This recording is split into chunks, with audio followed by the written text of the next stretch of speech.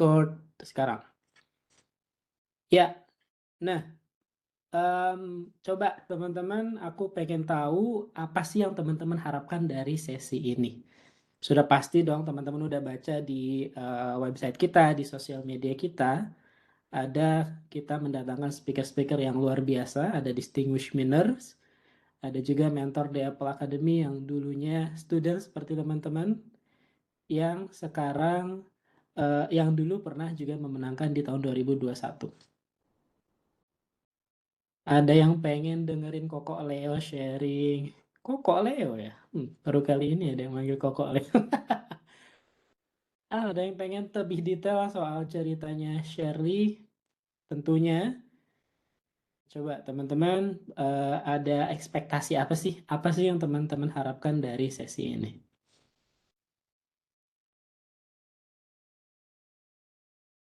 Oke, kita hitung lagi.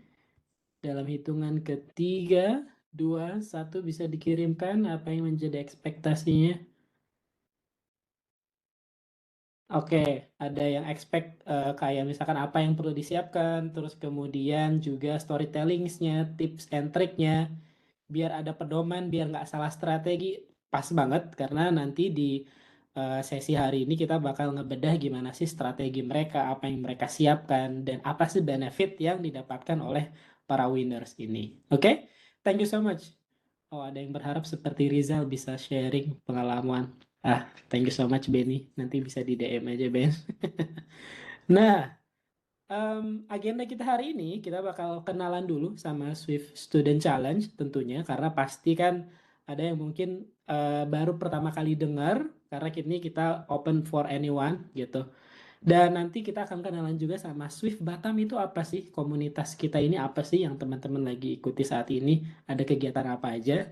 Lalu kita akan masuk ke cerita dari para pemenang nih. Sebelum nanti kita ada sesi live Q&A. Jadi hari ini sesinya full setelah teman-teman para winner ini cerita tentang pengalamannya mereka, kita akan live Q&A. Jadi teman-teman bisa memaksimalkan banget chat. Nanti akan ada co-host di uh, room ini akan ngebantu saya untuk ngebacain mana question yang sudah terbaca atau belum. Nah, lalu jangan lupa kita akan ada grup foto, jadi tolong jangan pergi dulu setelah Q&A-nya selesai. Dan setelah foto juga jangan pergi dulu teman-teman, karena kita bakal ada satu tips paling powerful dari para speakers. Oke? Gitu. Nah, caranya gimana kalau teman-teman nanti mau ada pertanyaan? Ada dua opsi. Ketika nanti di sesi Q&A, teman-teman bisa raise hand atau juga bisa mengirimkan questionnya di chat gitu dengan format seperti ini. Nah, gitu nanti kita akan coba balance juga ya pertanyaan yang di chat ya dan yang mau raise hand untuk ngomong secara langsung. Jadi kalian bisa nanya ke salah satu atau ke semuanya. Oke? Nah, itu dia kurang lebih guidelines kita untuk 2 jam ke depan. Nah, sekarang aku mau sedikit mengenalkan tentang Swift Batam. Swift Batam itu apa sih? Nah, jadi Swift Batam ini adalah sebuah komunitas kecil kita bilangnya. Kita sebuah komunitas kecil di kota Batam yang kita ini senang untuk belajar bareng, untuk sharing bareng, dan untuk saling connect satu sama lain. Di Swift Batam kita udah mengadakan beberapa event, baik itu online ataupun offline, dan teman-teman bisa buka langsung di link ini. Di situ teman-teman bisa ngecek Instagram kita, ada join ke grup WhatsApp kita juga, dan juga teman-teman bisa akses channel YouTube kita. Biasanya recording meeting seperti ini kita bisa publish di sana. Itu ya. Nah, 3 tagline kita, learn, share, and connect, yang artinya teman-teman kita mengharapkan nggak cuma teman-teman menjadi penonton di sini, tapi mungkin suatu hari nanti teman-teman justru yang akan membagikan knowledge atau pengalaman teman-teman. Oke? Nah, itu aja quick banget dari Swift Batam. Nah, tentunya kita bisa sampai menjalankan ini udah meet up ke berapa ya? Ini kayaknya meet up ke-13 atau ke-12 karena kita mulai Swift Batam di Januari 2025 kemarin. Tentunya teman-teman juga bisa mensupport Swift Batam untuk melancarkan kegiatan kita seperti offline ataupun online seperti ini, teman-teman bisa support melalui Saweria atau mau langsung QRIS juga boleh. Oke, ini aku kasih waktu ya buat capture 3, 2, 1. Oke. Nah, ini adalah para speakers yang akan kita ajak talk show ya, quote and quote di malam hari ini. Teman-teman para speaker bisa on cam-nya mungkin sambil dada-dada. Nanti akan ada sesinya sendiri, para speakers ini akan mengenalkan dirinya dan pengalamannya seperti apa sih. Ada Shirley, ada Indri, ada juga Leo gitu ya. Nah, sekilas tentang Swift Student Challenge itu apa sih gitu ya. Jadi teman-teman, untuk yang belum pernah tahu, setiap tahun itu Apple mengadakan sebuah tantangan, quote and quote tantangan untuk para students. Students ini ya bisa jadi teman-teman lagi di sekolah di SMP, SMA, atau mahasiswa, atau teman-teman ikutan STEM organization, atau kalian yang baru aja lulus dari program Apple Developer Academy, itu juga bisa juga ikut acara ini gitu. Dan untuk tahun ini dia adakan dari tanggal 6 sampai 28 Februari. Jadi teman-teman catat betul tanggalnya ya. Nah, dia punya tagline, kalau saya simpulkan sih intinya ada 3 ya. Yang utama dari Swift Student Challenge ini, dia adalah sebuah Creativity and Coding Challenge untuk students dan dibuka selama kurang lebih berapa minggu tuh? Kayaknya hampir 4 minggu ya. Nah, ini waktunya cukup lama teman-teman. Jadi kalian masih punya preparation untuk menyiapkan diri sendiri. Nah, lebih detailnya, apa sih yang teman-teman butuhkan untuk bisa daftar mengikuti challenge ini? Teman-teman harus memenuhi minimum age requirement. Kalau di Indonesia itu sejauh yang saya baca 13 tahun ke atas. Di tiap negara mungkin berbeda. Dan kemudian teman-teman harus punya Apple Developer Account, yang artinya teman-teman kalau login di developer.apple.com itu bisa menggunakan akun yang free ataupun berbayar gitu. Jadi nggak mesti yang berbayar, yang free juga bisa. Dan nggak ada pengaruhnya berarti kalau kalian akunnya berbayar kemungkinan menangnya lebih tinggi, itu nggak juga ya gitu. Dan ini juga teman-teman, entah kalian lagi enroll atau baru aja graduate, kalau di school, homeschool atau Apple Developer Academy itu maksimal dalam rentang hari 90 hari setelah kalian graduate nih masih bisa untuk daftar. Nah, terus juga tadi bisa di STEM organization atau di high school yang masih nunggu status untuk diterima di college level gitu ya. Dan teman-teman, kalian juga bisa memenangkan award dari Swift Student Challenge ini sampai maksimal 3 kali. Gitu. Jadi kalau tahun kemarin udah menang, tahun ini masih ada kesempatan 2 kali menang lagi. Nah, cuman untuk yang distinguished winner itu cuma 1 kali seumur hidup gitu. Jadi kalau tahun kemarin udah dapat distinguished winner, misalkan teman-teman mau ikut lagi tahun ini ya berarti nggak akan dapat distinguished winner, cuman masih ada kemungkinan untuk dapat awardnya gitu. Nah, and then berikutnya teman-teman nggak berstatus sebagai full-time developers. Nah, itu ya kurang lebih eligibility-nya untuk teman-teman bisa daftar di Swift Student Challenge. Untuk kenapa teman-teman harus daftar, ada benefit apa aja, kayaknya mending kita langsung dengar aja dari para winners gitu ya. Nanti teman-teman yang masih ada question, ada pertanyaan, sembari mendengarkan teman-teman speakers untuk cerita, kalian bisa taruh pertanyaan kalian di chat. Oke? Nah, langsung aja untuk yang pertama bakal share, aku undang untuk Shirley. Halo Shirley, apa kabar? Halo Kak, baik. Iya, Shirley, please tolong bantu share ke teman-teman Shirley ini backgroundnya seperti apa, kemudian kegiatannya apa saat ini, dan cerita kemarin menangnya kayak gimana sih, dan Kak Shirley bikin apa sih? Oke, silahkan. Oke, halo semuanya. Sebelum itu aku mau thank you juga untuk Shift Batam dan juga Kak Rizal untuk kesempatannya, the invite aku ke sini. Kenalin semuanya, aku Shirley, salah satu distinguished winner dari Swift Student Challenge 2025. Jadi tahun lalu banget nih. Dan background tentang aku sedikit, aku itu uh, di tahun 2024 aku gabung di Apple Developer Academy at BINUS di BSD, lalu lanjut ke second year program dari Apple Academy, yaitu Catalyst Program di 2025. Saat ini ya fokus aku sebagai iOS developer, dan hari ini aku mau sharing sedikit perjalanan aku dan pengalaman aku yang mungkin bisa menginspirasi teman-teman semua untuk join si Student Challenge. Oke, mungkin bisa di next.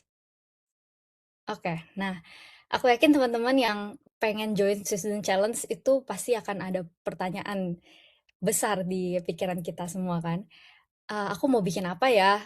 Masalah apa ya yang ingin aku selesain gitu. Dan pertanyaan itu juga muncul di aku waktu itu. Dan aku cobalah mulai ngelihat gitu karya-karya dari para pemenang sebelumnya. Nah, next dari situ aku menyadari satu pola. Mereka semua tuh membuat aplikasi yang menyelesaikan masalah nyata, entah untuk diri mereka sendiri, orang di sekitar, atau bahkan untuk orang lain yang belum mereka kenal. Dan di situ aku mulai berpikir kayak, masalah nyata apa ya yang aku punya ya dan bisa aku bantu selesaikan. Dan next, dari sana aku jadi flashback gitu ke masa-masa aku sekolah. Apakah teman-teman di sini juga pernah gitu ya merasain kesulitan memahami pelajaran dari buku teks yang isinya penuh tulisan gitu?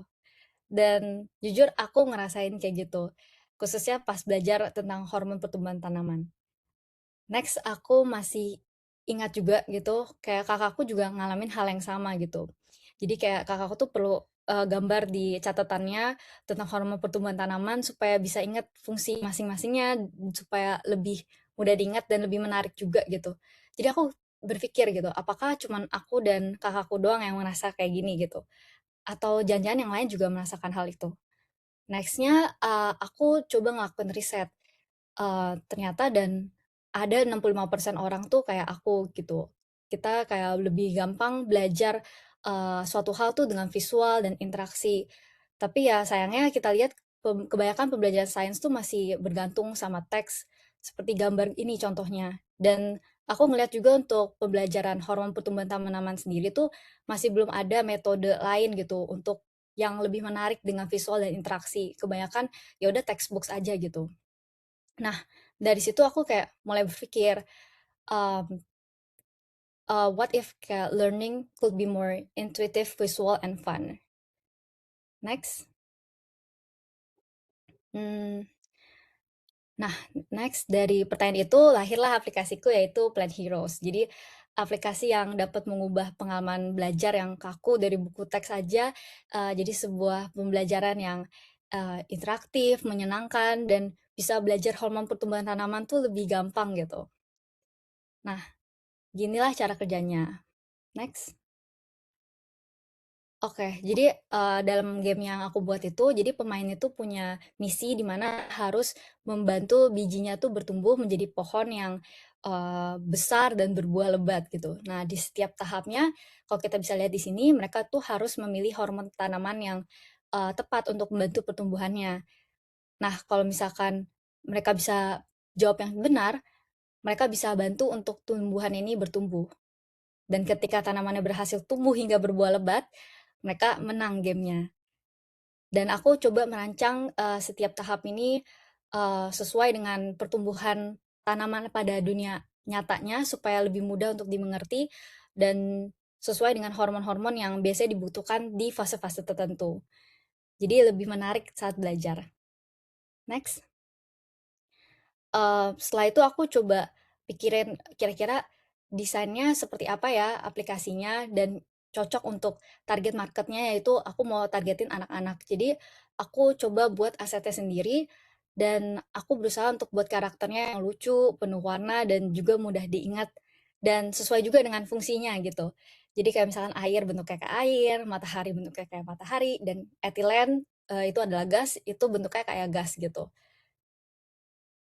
Next. Nah, setelah itu aku juga, nambahin elemen interaksi di mana tanamannya tuh bisa bicara dengan pemain. Jadi kayak bukan sekedar belajar aja, tapi lebih menarik bisa komunikasi dengan pemainnya dan juga aku, buat copywriting dan kata-katanya tuh lebih ringan dan lucu. Jadi pembelajaran itu terasa lebih natural dan mengalir gitu, bukan kayak di buku pembelajaran yang textbooks itu sulit untuk mengerti gitu. Next. Nah, puji Tuhannya aku terpilih menjadi salah satu distinguished winner dari Student Challenge dan dapat kesempatan juga untuk presentasi aplikasiku langsung di hadapan Tim Cook dan Susan Prescott.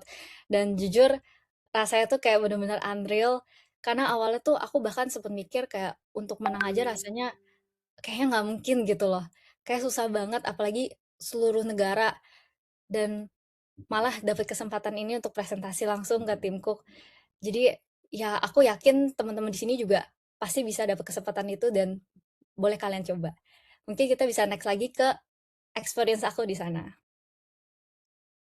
Nah, setelah itu aku kan bisa dapat kesempatan juga ke Apple Park, eee, datang ke acara WWDC, nonton secara live itu bener-bener wah, kayak sesuatu impian banget karena dulu aku inget banget pas 2024 aku nonton WWDC itu di kamar subuh-subuh jam 12 malam sendiri dan tiba-tiba aku bisa datang langsung ke sana nonton dan bahkan bisa kita di sana ngobrol sama developer-developer dari Apple sendiri yang kembangin aplikasi dan juga inovasi-inovasi barunya bahkan bisa ngobrol sama kayak petinggi-petinggi dan lain-lain jadi itu benar-benar experience yang gak terlupakan sih dan menarik banget di sana.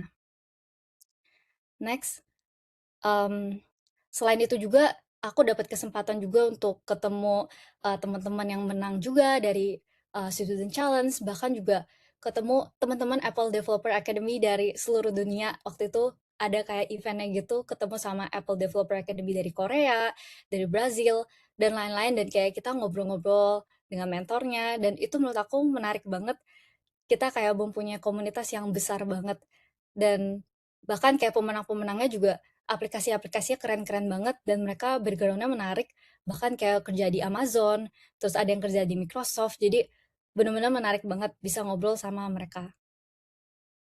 Jadi, dari pengalaman itu aku belajar satu hal penting, bahwa ya kita semua sebenarnya punya kesempatan dan kita nggak harus sebenarnya membuat aplikasi yang paling kompleks atau paling canggih.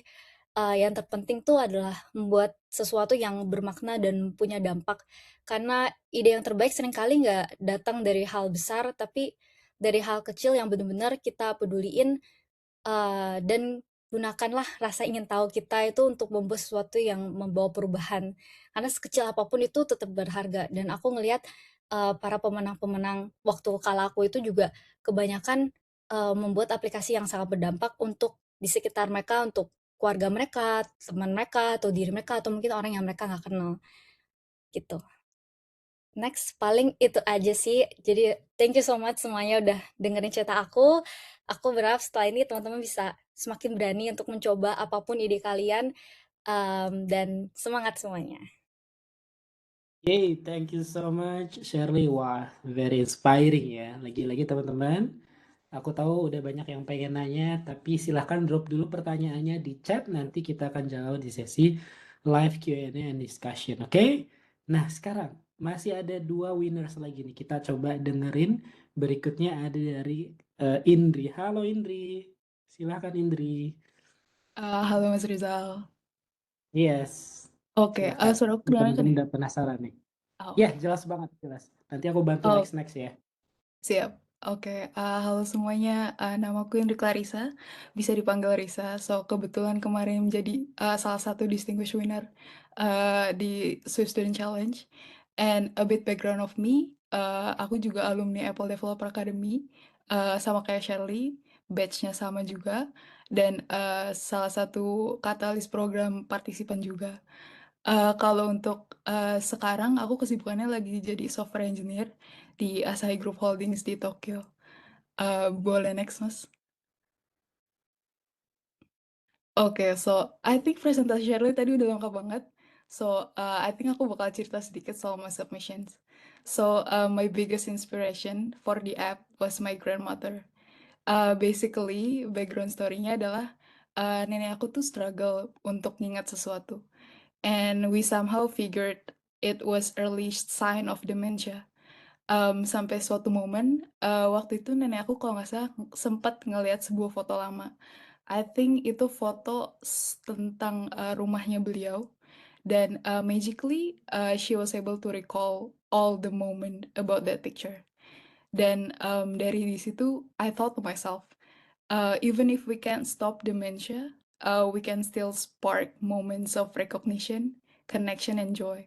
Dan dari situ juga I spent days of validating apakah problemnya beneran ada nggak sih, and what's the better way buat approach problem tersebut based on science.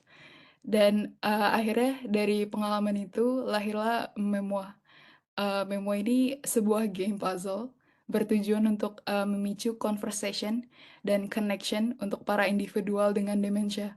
So in short, I created this in hope for that spark of recognition will keep coming back. Itu videonya boleh di play nggak ya Mas? Bisa di play nggak ya itu? Yang di kanan atas. Iya betul. Oke, basically ini gameplaynya. Nanti players akan di-encourage untuk tap every pieces of the puzzles buat uncover image dan jawab pertanyaan yang ada. Dan di akhir nanti bakal ada prompt buat individual ini untuk share their memories dari gambar yang ada di puzzle-nya, seperti ini. Di app-nya juga bisa customize gambar yang mau dimasukin. Jadi bisa 100% personalize untuk user. Contohnya seperti ini.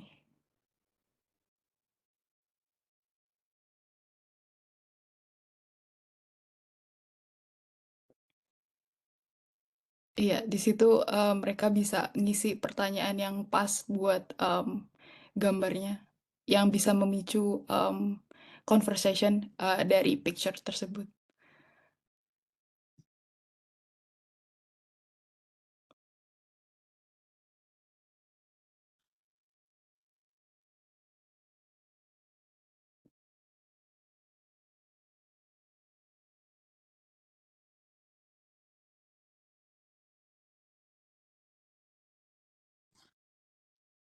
Oke, dan inilah hasilnya yang dari customize deck tadi. Oke, mungkin boleh next, Mas. Oke, untuk timeline sendiri, aku total ngerjainnya 10 hari. 7 hari pertama itu aku dedikasin buat research, ideation, sama design. Particularly problems validation, problem solution fit validation, dan solution design. Karena ide aku nyangkut soal healthcare, jadi aku banyak spend time di sini buat validasi dari medical journal yang ada. Moving on, masuk ke development phase itu 3 hari, isinya mainly coding dan architecture design. Dan akhirnya di hari H deadline aku prepare buat submissionnya. Tapi things to note, ini jauh dari ideal sih. I would suggest buat at least ada sehari buffer sebelum deadline. Bisa next, Mas. So the question, why should you try? I think it's simple as why not?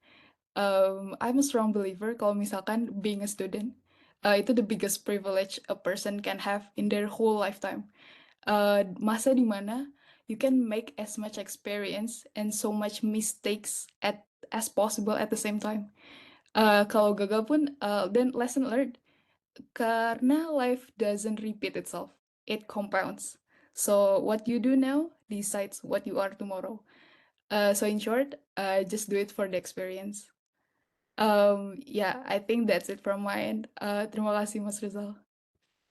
Awesome, thank you so much. Just do it for experience. Nggak usah overthinking bakal menang atau kalah gitu ya. Nice.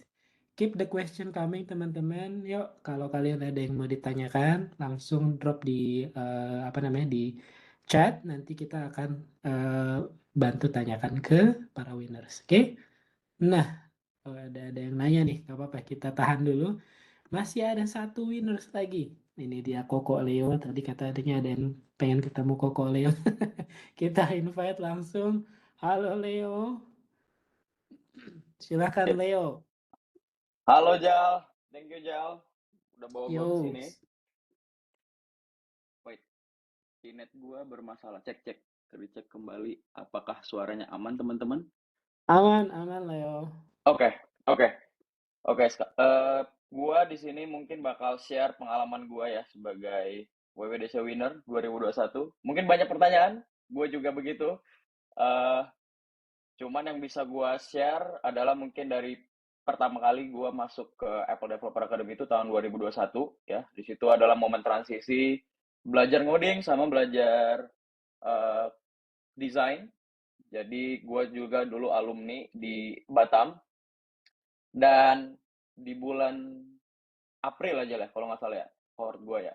April kalau nggak salah itu adalah WWDC winner ya, beda sama teman-teman yang cohort sebelumnya itu di Januari gitu. Jadi agak susah ngebalancing antara akademi dan juga untuk submit si WWDC ini gitu. Tapi apa sih yang gue buat gitu ya? Kita bicarain apa yang gue buat. Oke, next Jal. Yap, jadi gue tadi seneng banget sama sorry, sama Indri ya. Tadi quotes-nya tuh oke banget menurut gue. Aja duit aja for experience gitu. Nah, inilah yang gue cobain di WWDC tahun ini gitu. Gue nggak pernah mikirin gue menang apa enggak. Gue nggak pernah mikirin gue bikinnya akan seperti apa enggak. Gue nggak mikirin apakah gue harus membuat suatu masalah yang akan solve untuk orang banyak gitu. Gue nggak mikir ke situ. Ini hanya bentuk dari komitmen gue gitu. Gue belajar hal baru. Kalau misalnya gue tidak ada pressure, apakah gue bisa submit atau tidak gitu. That's why. Tapi starting pointnya kan pasti nyari masalah ya. Nah, masalah apa sih yang paling dekat ke gue, yang paling relate adalah buat orang Batak mungkin banyak ya, banyak masalah tentang gimana cara kita manggil si sepupunya ini punya ini gitu. Gimana cara kita memanggil abangnya bapak kita gitu ya. Itu adalah masalah yang common di rumah gue gitu. Nah, terus dari situ gue coba ngerjain lah itu idenya. Next, boleh next Jal? Jadi sangat simple banget gue buat eh yes. Jadi sebenarnya gue buat Batakin ini adalah kayak kuis gimana bantuin adik gue untuk belajar gimana caranya mengenal uh, cara memanggil dengan menggunakan bahasa Batak dengan adat istiadat yang ada gitu ya. Next, boleh next? Next lagi dong. Oke, jadi di submission gue ini adalah apa ya, bisa dibilang ini adalah kerangka pertama gue gitu ya. Kerangka pertama gue yang udah gue submit. Sebenarnya masih banyak hal yang bisa dieksplor di sini. Cuman gue tahu limitasi. Gue sangat-sangat aware dengan limitasi gue. Gue sangat-sangat aware dengan timelinenya juga. Karena tadi poin gue adalah gue pengen ngerasain experience untuk proving myself kalau misalnya gue udah commit sama satu hal, gue bisa submit nggak gitu. Nah, jadi sebenarnya ini adalah kerangka pertama gue yang udah gue submit. Ada banyak hal yang udah gue explore tapi nggak kesampaian gue submit karena limitasi dari skills dan juga yang lain-lain gitu ya. Boleh next? Next lagi. Nah, ini yang paling sebenarnya banyak hal yang pengen gue omongin adalah di cohortnya gue dulu banyak banget yang spend banyak waktu untuk gimana caranya nge-submit hal yang sangat perfect gitu. Karena kita orientasinya itu pengen menang gitu ya. Tapi beberapa dari mereka tuh justru nggak menang gitu. Gue yang menang gitu. Nah, aneh ya. Karena ya kayak tadi gue bilang, mereka ekspektasinya apa, gue apa, beda sendiri gitu. Gue pengen aktualisasi diri aja. Jadi kalau teman-teman lihat timeline gue tuh, riset sama desain gue tuh sempit banget gitu. Karena tadi gue tahu limitasi gue, ini hal baru pertama yang gue cobain. Jadi I have to spend so much time in design, exploring design, buat kerangkanya, buat setidaknya asetnya itu untuk kalau misalnya diwarnai bisa, nggak diwarnai juga bisa gitu. And then cari tahu gimana caranya gue ngodingin nih strukturnya. Jadi gue strategi kayak gitu. And then yang paling penting adalah gue terinspirasi dari cerita-cerita cohort lalu gitu ya. Yang menang itu biasanya story-story-nya itu gimana sih esainya. Jadi gue spend waktu seharian, satu hari buatin kerangka untuk nulis story. Apa yang gue tulis di story itu adalah ide gambaran yang perfectnya di kepala gue gitu. Sama limitasi, akhirnya gue sampai ini karena apa ya? Oh, gue nggak terkejar nih. Gue pengen bikinnya seperti ini gitu.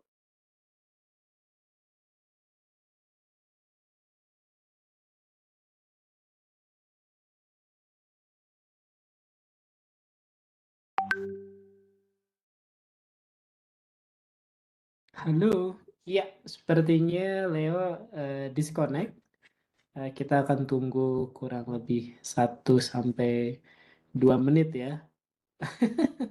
Internet Batam berulah. Iya nih, emang kadang agak-agak nih, apalagi daerah sini ya. Oke, yang teman-teman yang punya pertanyaan, keep the question coming. Kita akan urutkan ya pertanyaannya. Coba kita cek lagi Leo. Leo, apakah udah join lagi? Oke.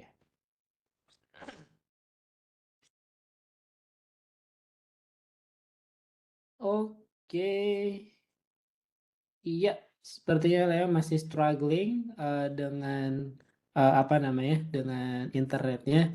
Cuman kalau aku dengar sedikit banyak dari apa yang Leo buat di sini, dia yang menurutku menarik. Ah, ini dia udah masuk. Kita tunggu dia join. Ya. Tes, tes. Halo Leo, are you there?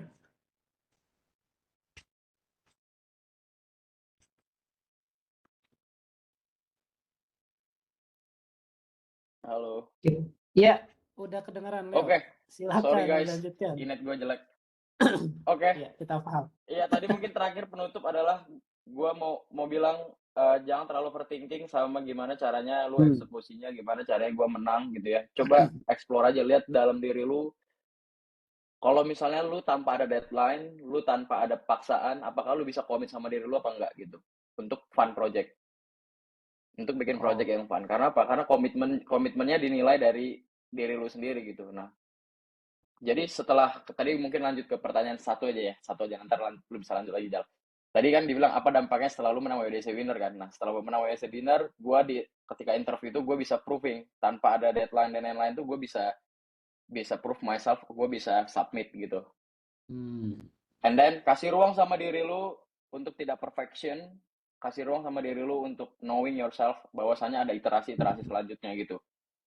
It's not about you. It's not kalau misalnya lu nggak menang, kalau misalnya lu merasa aplikasi lu nggak perfect, karena gue merasa pas gue submit ini adalah kayaknya nggak layak menang nih gitu ya. Tapi setelah gue knowing myself, ini perfect banget gini. Untuk 2 bulan baru belajar ngoding and then design, absolutely cinema gitulah. Oke? Okay? Why you should try guys? Why you should try? Kenapa lu harus coba kayak tadi gue bilang ya? Coba buktiin ke diri lu bisa komit nggak orangnya gitu. Untuk hal-hal besar itu kan dimulai dari hal-hal kecil kan. Lu bisa komit nggak? Kalau lu nggak bisa komit, nggak usah coba hal-hal yang lain dulu dah gitu. Belajar komitmen sama diri sendiri aja dulu. Gitu. Sip, thank you Jal. Alright, thank you so much Leo. Jadi bagian dari kenapa harus coba tadi kalau aku bantu highlight lagi adalah ini juga bisa ngaruh ke ke karir ya, ke professional lives. Nah, kita akan dengar lebih banyak lagi nanti setelah ini sambil sesi live Q&A and discussion yang dimana saat ini gitu ya. Nah, kita akan coba run through dulu. Mana nih? Aku akan baca pertanyaan dari yang pertama. Ini ada yang nanya nih. Dari Aditya. Wah, kalau WWDC nggak boleh full time ya. Kayaknya ini aku bisa quickly jawab. Nanti kalau teman-teman mau nambahin, silahkan. Sayangnya yes, di guideline-nya itu tertulis jelas kalau kamu sudah bekerja sebagai full-time developer, kamu nggak eligible untuk bisa daftar di Swift to the Challenge ini. Gimana? Apakah ada tambahan dari teman-teman yang lain? Ya, udah angguk-angguk aja. Berarti that's the only answer gitu. Karena nanti kamu akan disuruh mensubmit CV kamu. Nah, dari situlah mereka akan tahu apakah kamu full time atau enggak. Dan mungkin mereka bakal cek LinkedIn atau professional social media kamu. Mungkin. Nah, so they will know gitu. Cuman kalau kamu mau playing dirty untuk menyembunyikan kalau kamu full time, yaitu ada di kamu lah tanggung jawabnya gitu ya. Cuma yang jelas di guideline-nya tertulis jelas kalau kamu full time developer kamu nggak bisa ikut gitu. Nah untuk pertanyaan berikutnya ini untuk semuanya nih. Submission-nya itu dalam bentuk apa sih? Apakah video, presentasi atau apa? Silahkan Siapa yang mau jawab duluan?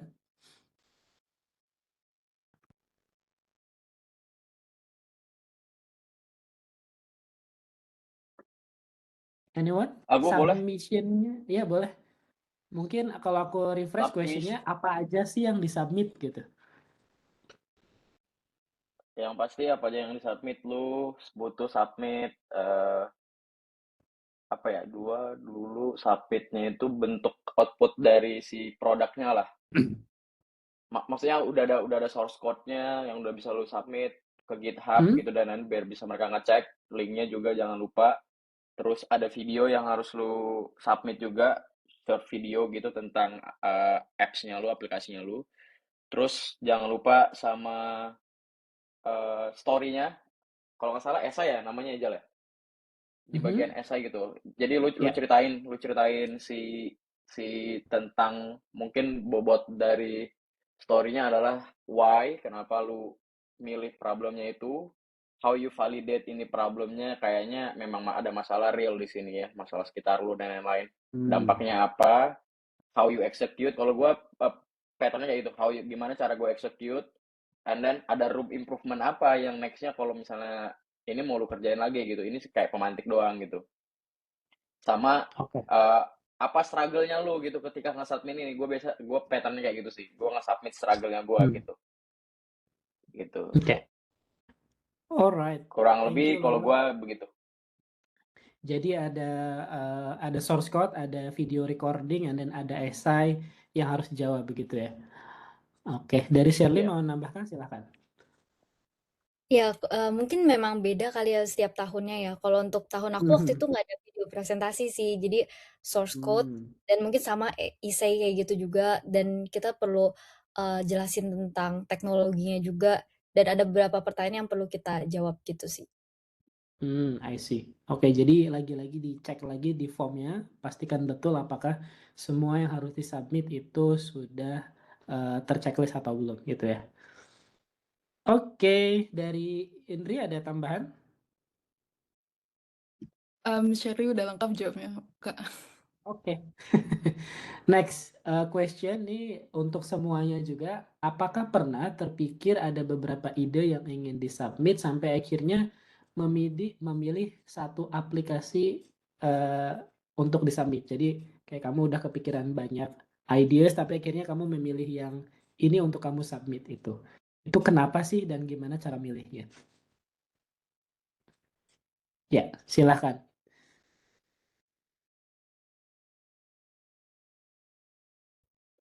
Oke, mungkin aku coba share dari aku ya. Boleh. Sebelumnya tuh aku memang banyak sih ide-ide yang kepikiran karena memang pengen banget kan untuk menang. Jadi memang banyak beberapa list yang kepikiran. Mungkin mau idenya ke arah sini, ke arah sini, ke arah sini. Terus aku coba kayak ngobrol sama orang-orang yang deket dengan aku. Kayak gimana, kira-kira idenya oke nggak, dan lain-lain. Coba tanya ChatGPT juga, apakah udah oke gitu idenya waktu itu. Dan aku juga ngelihat sih kayak limitasi secara teknologinya apakah aku memungkinkan atau enggak, dan kira-kira yang lebih bervalue dan bisa membantu itu dari sisi mana. Dan sebenarnya waktu itu milih milihnya juga masih nggak tahu sih itu bakalan menang apa enggak, karena kayak bingung sih gimana kriteria mereka untuk memilih pemenangnya gitu. Jadi ya lebih ke ya coba aja gitu. Sama sih kayak yang lain tadi, kita coba aja, pilih aja salah satu yang mungkin menurut kita possible, kita kerjain, dan ya gambling coba-coba aja gitu. Oke. Indri, Leo, ada tambahan? Sorry, Risa ya panggilnya. Risa atau Leo? Aman, Mas. Sebenarnya aku nggak terlalu bisa ngasih input di sini soalnya ini ide pertama dan iya ini ide pertama aku dan aku langsung gas. Tapi ya bener sih kalau misalkan terjebak di kebanyakan ide, I would suggest kalau misalkan pilih aja satu yang feel personal dan feels bisa kamu selesaikan sampai submission. Jadi biar bisa kita mulai aja dulu. Kayak gitu sih, Mas. Oke, nice. Mulai aja dulu. Leo ada tambahan? Kemarin aku tuh ada sih beberapa ide Cuman akhirnya ketika aku milih si Batakin ini, aku nanya ke diri sendiri, kalau misalnya aku ngerjain ini, siapa yang kebantu sih? Kalau misalnya aku ngerjain ini, dampaknya ke siapa gitu. Jadi validasinya lebih ke situ aja sih. Akhirnya aku milih si Batakin ini daripada ide-ide yang lain gitu. Oke, nice. Jadi itu ya teman-teman jawabannya. So, teman-teman bisa gunakan itu sebagai bahan pertimbangan. Ada yang punya satu ideas and then kemudian langsung di-execute aja. Ada yang punya beberapa ideas sampai kemudian akhirnya diurutkan berdasarkan mana yang paling menarik dan impactful. Dan tentunya ini bisa berbeda tergantung dari teman-teman sendiri masing-masing kayak gitu. Nah, kita lanjut ke pertanyaan berikutnya. Ini ada spesifik pertanyaan untuk Shirley nih. Menurut Shirley, apa unique points dari game yang kamu buat sehingga terpilih sebagai distinguished winner? Nah, jadi ada yang penasaran nih Shirley. Gimana? Hmm, mungkin karena untuk pembelajaran tentang hormon pertumbuhan tanaman tuh belum banyak ya, bahkan belum ada gitu. Jadi menurut aku mungkin itu yang menarik dan juga kemarin tuh kan sempat ngobrol sama Susan Prescott, Vice President dari Worldwide Developer Relations kan. Dia sempat mention sih kayak dia ngobrol sama pers gitu dan katanya pers juga kayak kaget tentang hormon pertumbuhan tanaman ada gitu dan pembelajarannya ada. Mungkin karena itu sih, karena keunikan itu dan mungkin secara eksekusi juga mungkin bisa lumayan menarik gitu. Jadi mungkin dari sana, cuman aku rasa sih dari sana ya sih. Masih belum tahu juga ya gimana mereka menilainya. Oke, jadi kayak black box gitu ya. Cuman dari yang terduga seperti itu. Nice, thank you so much. Ya sudah terjawab katanya. Kemudian berikutnya ada lagi pertanyaan. Menurut teman-teman semua ini untuk semuanya, nih bobot submission yang paling berat itu ada di mana sih? Apakah di storytellingnya? Karena kan tadi katanya ada esai ya, atau di hasil jadi aplikasinya? Nah, silakan di sini siapa aja boleh jawab duluan.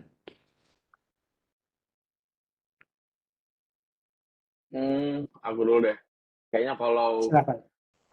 perbobot-bobotan menilai, kita sebagai peserta nggak pernah dikasih tahu ya. Kayak ini sekian persen, nilainya segini, ini sekian persen. Kayaknya bobot-bobot tuh eranya gua ya, at least ya 2021 itu tidak ada dikasih tahu bobot-bobot penilaian gitu. Kita bahkan nggak tahu Hmm. untuk menjadi menang itu nilai apa aja yang harus di-achieve gitu. Dari sisi codingnya harus kayak gimana, dari sisi desainnya kayak gimana, dari sisi SI-nya kayak gimana, bobotnya itu gimana. Nggak ada gitu, kita nggak pernah tahu. Yang kita tahu itu sebagai peserta adalah rules-nya ini, yang lu submit ini, that's it gitu. Jadi you memberikan 100% kepada mereka untuk benar-benar ngenilai punyanya lu gitu. Kita nggak tahu juga parameter menang dan lain-lain itu kita nggak tahu. Oke, thank you so much. Shirley atau Risa ada tambahan? Atau ada opini yang lain? Dari aku juga sama sih, aku juga kurang tahu Oke. bobot nilainya tuh seperti apa. Ya. Tapi kalau misalnya ditanya lebih berat ke desain atau code quality, aku rasa kayaknya mereka nggak yang terlalu ngelihat banget dari desain dan code quality-nya sih. Karena targetnya kan student juga yang baru belajar, pakai Swift background juga boleh. Jadi sebenarnya tuh bebas banget dan aku juga nggak yang sebagus itu juga secara code-nya dan desainnya juga masih belajar banget. Jadi aku rasa sih kayaknya yang penting dari sisi idenya sih dan gimana cara kita bisa mengemas cerita ide kita itu supaya bisa jelas dimengerti mereka dan menarik gitu. I see. Jadi mereka Apple judges-nya juga aware bahwa yang submit ini juga students. So Ya. artinya ini sangat ngebuka possibility banget untuk teman-teman yang baru belajar ngoding, baru belajar desain untuk memaksimalkan nih waktu yang ada nih, mumpung belum dibuka ya pendaftarannya, untuk belajar kemudian nanti execute aja gitu ya, coba aja. Gitu. Risa ada tambahan? Nggak ada Terkait. sih, kalau menurut aku Oke. emang semua aspeknya equal, tapi yang Oke. paling signifikan itu idenya. Oke, jadi why gitu ya, kenapa ini dibuat gitu. Alright, interesting. Thank you. Pertanyaan berikutnya.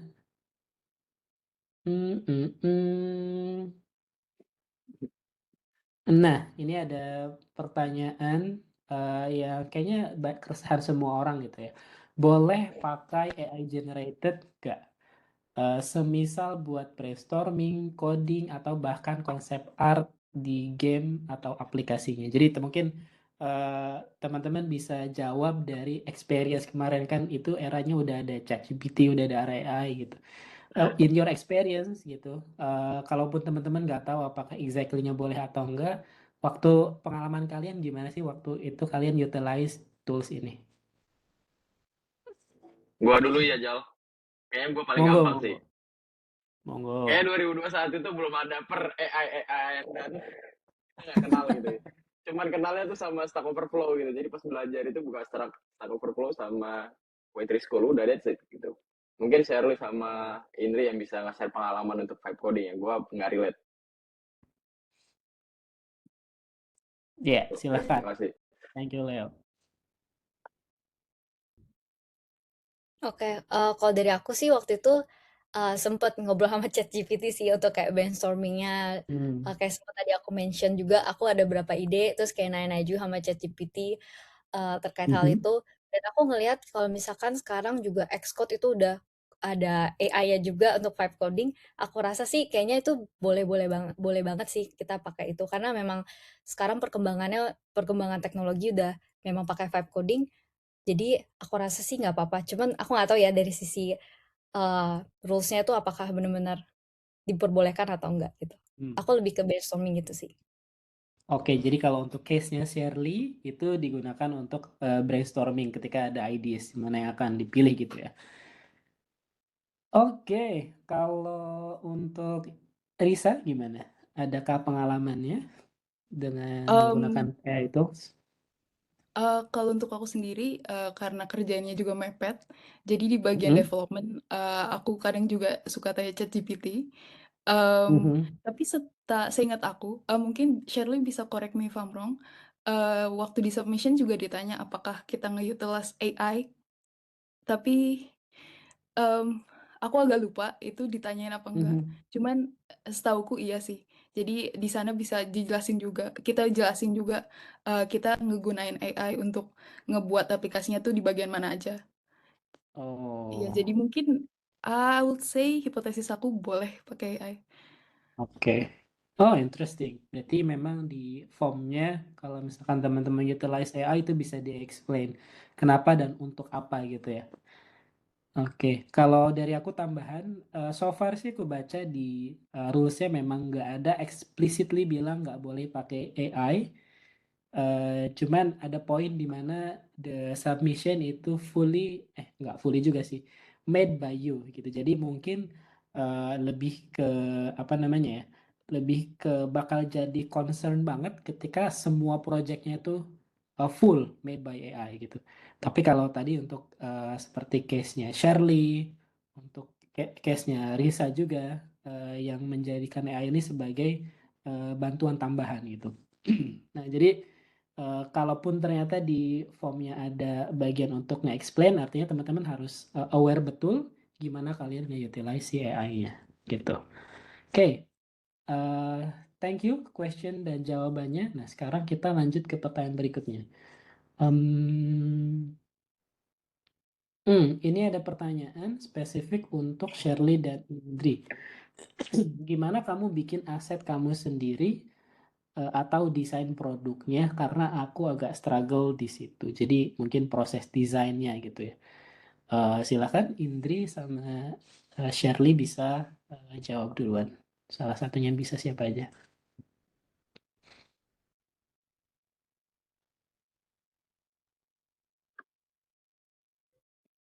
Oke, kalau dari aku sih waktu itu aku cari referensi-referensi sih karena aku mau targetnya ke anak-anak, jadi aku cari referensi kira-kira gambar yang sesuai yang kayak gimana, yang menariknya seperti apa, dan abis itu langsung coba ngebuat aja gitu sih.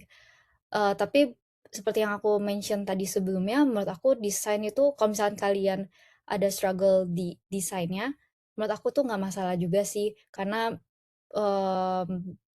kayaknya nggak terlalu, maksudnya desain itu mungkin salah satu aspek penting, tapi bukan sesuatu yang utama gitu. Jadi nggak usah takut menurut aku, jadi coba aja gitu. Oke, thank you Shirley. Risa ada tambahan? Kalau aku, karena, nggak se-design heavy, aplikasi Shirley, tapi biasanya aku, ngeliatin mood board dulu sih, kumpulin, kayak ini aplikasi mau dibawa kemana, visual wise-nya.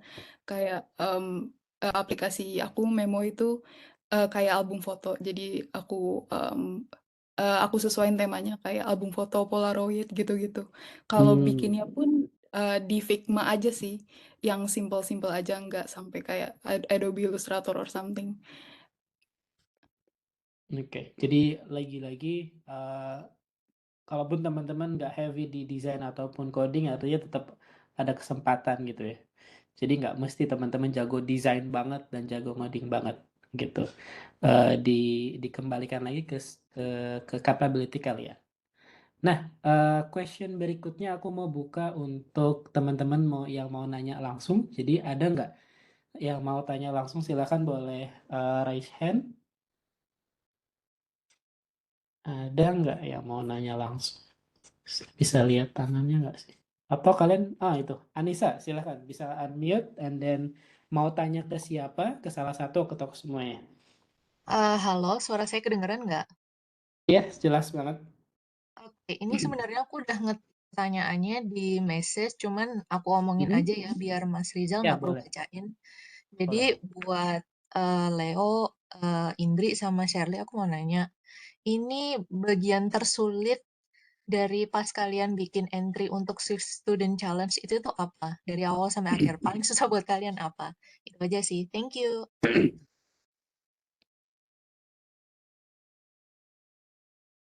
Oke, Paling jadi susah ngoding sih.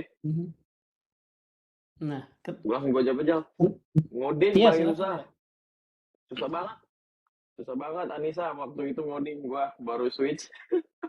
jadi jadi desain yang gue buat itu sebenarnya beberapa mengadjust kemampuan ngoding gue gitu kan, karena tadi gue pengen ngerasain experience-nya komit, gue pengen submit ini gitu. Jadi gue ngurutin belajar ngoding, urutin mana yang bisa, mana yang nggak bisa, mana yang achieve sekitar 2 hari 3 hari gitu gitulah ya. Jadi kalau misalnya kayak ada buat interaction yang susah, gue misalnya harusnya bisa begini nih, tapi gue hindarin dulu gitu. At least core kerangkanya jadilah, jadi orang bisa lihat secara visual kalau gue presentasi itu kayak gini nih gambarannya gitu. Ngoding. Nice, interesting. Thank you Leo. Jadi bagian paling susah ngoding, tapi Leo kembali mengadjust apa yang dia buat itu sesuai dengan capability yang dia bisa gitu ya Leo. Oke, Risa dan Shirley gimana? Kalau dari aku yang paling susah itu di ideation-nya sih, kayak nyari idenya, um, untuk nyari ide yang bener-bener kayaknya akan menarik bagi judges-nya gitu. Itu sih kalau dari aku. Nyari ideasnya ya, bahkan sampai brainstorming dengan ChatGPT gitu ya. Dan juga kayak bagaimana secara eksekusinya juga, walaupun ada idenya, eksekusinya bagaimana biar menarik dan juga concepting semua gitu sih. Karena mungkin game juga ya, jadi mekaniknya banyak yang perlu dipertimbangkan gitu. Oke, thank you so much. Kalau Risa gimana? Bagian apa sih yang tersulit dan waktu itu gimana kamu handle-nya? Kalau menurut aku coding juga lumayan susah sih, tapi the hardest part is, idenya sih. Jadi gimana caranya ngepoles idenya dari cuman ide sampai ke konsep untuk satu aplikasi itu. Jadi, kenapa aku spend time 1 minggu full untuk research dan development aja research aja, gitu sih. Oke, wow. Tambahan dikit Jal. Iya silahkan, Leo. benar yang kata Indri tadi itu benar tuh, ide paling susah karena seperfect apapun kamu mikirin ide, kalau cuma ada di kepala nggak kamu tuangin dalam bentuk tulisan, dalam bentuk coding, dalam bentuk submission, nggak ada gunanya bro. Karena yang dinilai kan bukan yang di dalam kepala kita kan idenya seperti apa, tapi yang ada bentuk tangible-nya kan gitu. Nah itu tuh paling susah tuh. Oke. Oke, nice, nice gitu. Dan harus aware dengan timeline gitu ya, karena waktunya terbatas. Dan Betul. tahun ini sebenarnya waktunya lumayan panjang tuh, dari 6 sampai tanggal 28 Februari gitu. Jadi silakan tadi teman-teman winners nih udah nge-share strategi timelinenya seperti apa. Jadi kalian harus punya plan juga dong gitu. Nah, aku mau buka question lagi untuk yang mau tanya secara langsung sebelum lanjut bacain pertanyaan di chat. Silahkan, ada yang mau nanya langsung nggak? Langsung raise hand aja. Silahkan, ada yang mau tanya langsung nggak? Sambil saya baca pertanyaan di chat ya. Oke. Sepertinya belum ada yang mau tanya langsung. Saya langsung baca yang ada di chat aja.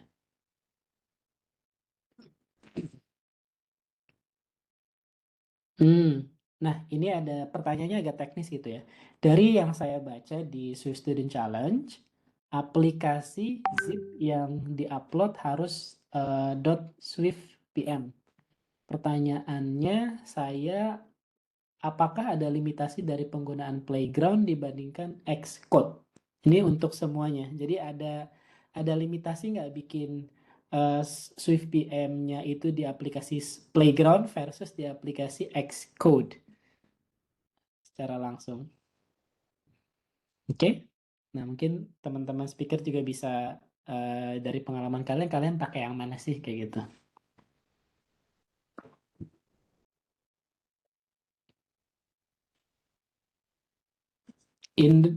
Risa mau jawab duluan, boleh? Good questions. Kalau jadi konteks dikit, sampai H-1 itu aku bikinnya masih di Xcode. Dan aku baru sadar kalau itu submissionnya di Playground Swift PM. So I did like Oke. overnight changes ke code-nya. Dan I would say ada beberapa, nggak ada limitasi, cuman the way they do things is a little bit different. Kalau nggak salah, how to set font di Xcode itu beda sama how to set the font in Swift Playground. Kalau di Swift Playground, kalau nggak salah ada pay listnya sendiri, tapi kalau di Xcode ada lagi sendiri. Jadi, I think kalau limitasi, as far as I know, itu nggak ada, cuman they do things a bit differently. Dan di Swift Playground itu harusnya lebih simple dibanding Xcode. Gitu sih. Oke, jadi ini pelajaran yang penting ya teman-teman. Jangan lupa untuk bikinnya pakai Playground Project atau pakai aplikasi Playground gitu. Thank you for sharing dan for reminding us. Jadi mudah-mudahan kita nggak overnight changes lagi. Nice. Dari Shirley sama Leo gimana? Ada tambahan nggak atau ada observasi yang berbeda nih?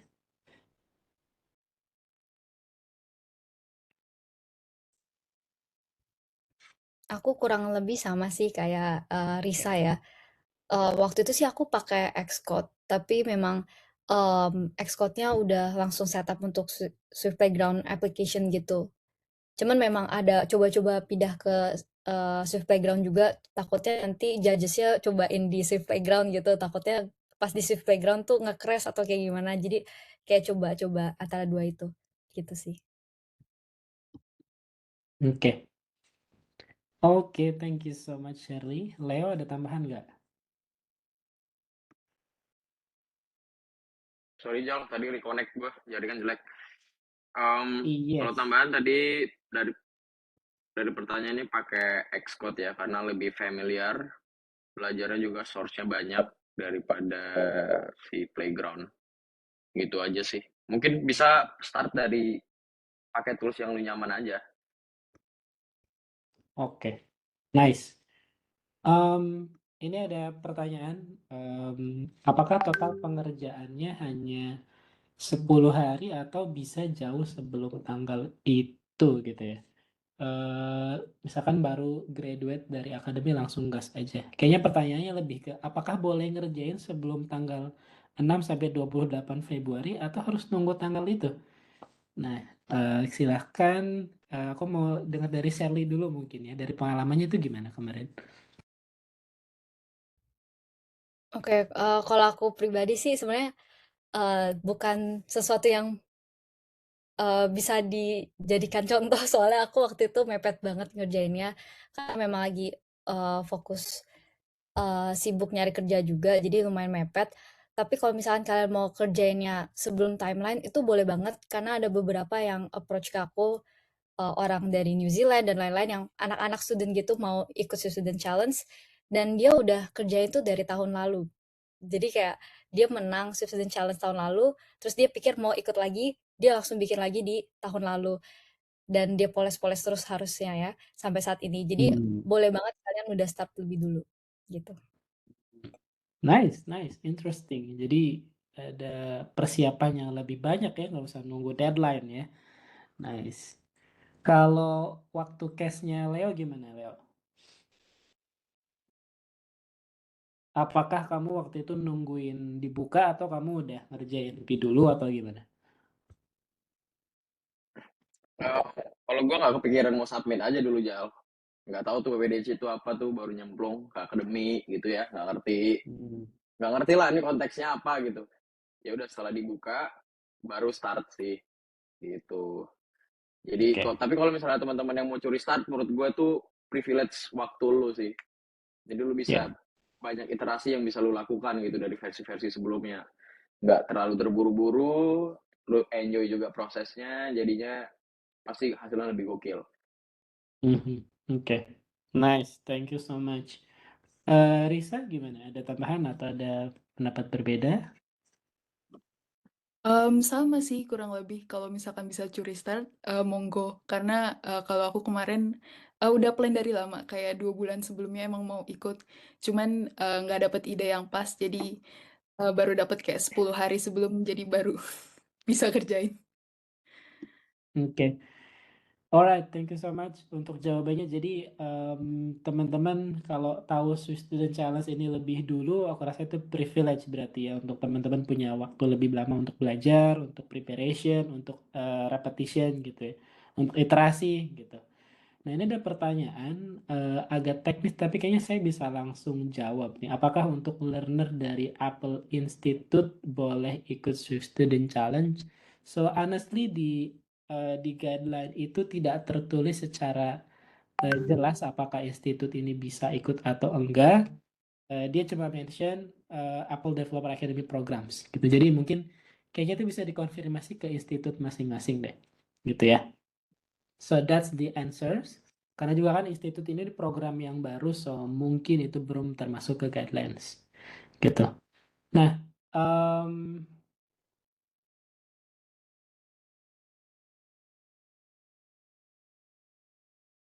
oke. Ini pertanyaan untuk semuanya, apakah source code sangat berpengaruh dalam penilaian? Kalau vibe coding, apakah akan mengurangi penilaian? Sepertinya tadi udah terjawab, saya bantu recap lagi. Jadi dari pengalaman para speaker sendiri, nggak hanya coding yang dinilai, tapi semua aspek yang teman-teman submit termasuk kayak cerita dan desain dan esai teman-teman itu juga dinilai gitu. Dan untuk vibe coding sendiri, apakah mengurangi penilaian atau enggak, they are not really sure. Tapi dari pengalaman mereka mengutilize AI tools gitu. Itu yang saya recap dari jawaban teman-teman tadi. Apakah ada yang mau ditambahkan untuk pertanyaan ini dari Shirley, Leo, atau Risa?